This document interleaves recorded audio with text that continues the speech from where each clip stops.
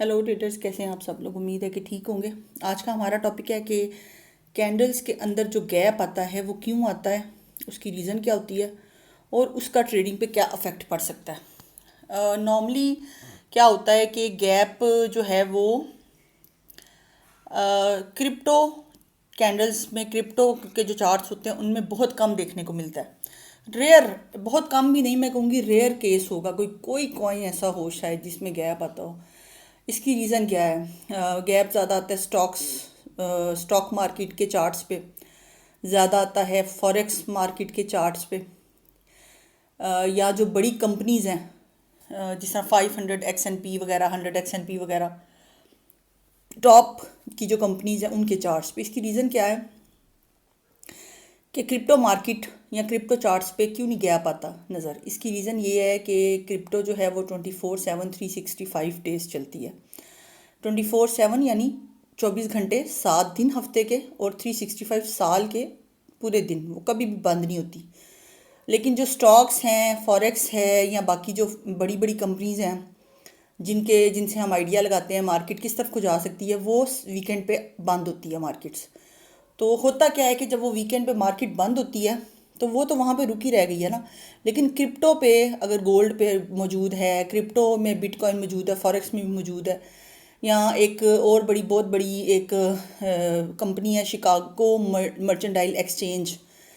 इस एक्सचेंज का भी, इसमें बहुत ज़्यादा पैसा है, बहुत ज़्यादा इस एक्सचेंज में पैसा है। ये चाइना की है बेसिकली, और ये इसका भी गैप जो है बाकी गैप्स की तरह बहुत इंपॉर्टेंस रखता है, स्टॉक्स और फॉरेक्स के गैप्स की तरह। हम चल के देखते हैं। ये मैंने CME का ऐड किया है सिंबल अपनी वॉच लिस्ट में। ये CME stands for Chicago mercantile exchange. इसको हम जाके देखते हैं। ये अब मैं आपको समझाती हूँ कि गैप्स क्या होते हैं और कैसे नज़र आते हैं। इसका फुल चार्ट ओपन कर लेते हैं। ये आपको 4 आवर्स में ज़्यादा अच्छे तरीके से जो है ना, या 1 डे पे आप इसका गैप फाइंड कर सकें। शायद हम देख लेते हैं।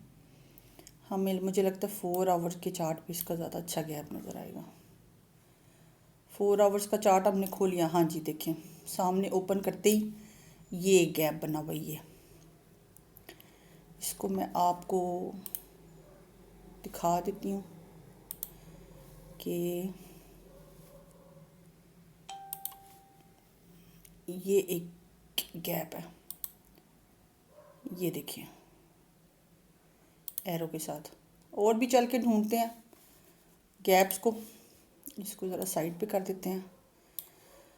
अब ये गैप आप देखेंगे कि ये वीकेंड पे आया होगा। देखें ये जो कैंडल अगली बनी, ये मंडे की कैंडल बनी है।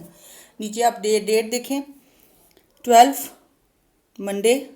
ये वीकेंड के बाद जो है, जब मार्केट खुली है तो अगली जो गैप के बाद कैंडल है वो ये आई है। ये एक और गैप आया, ये भी गैप है, लेकिन ये उस तरह से वाज़ेह नहीं है।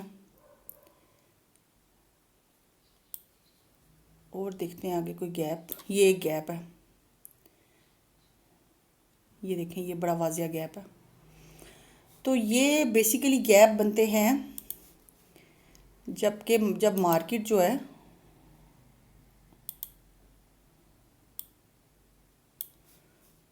वो लेती है। सॉरी, मैं इसको डिलीट कर दूं। ये देखें एक ये गैप बन गया। ठीक है, तो ये गैप्स जो हैं, ये अब इनका ट्रेडिंग पे क्या असर होता है। देखें ये CME गैप बना है, मार्केट नीचे आई है, लेकिन इस गैप को फिल कर लिया गया है। अब जो बिटकॉइन है ना, वो इस गैप को फिल ज़रूर करने आता है। CME का शिकागो मर्चेंटाइल एक्सचेंज की ये ग्रुप है।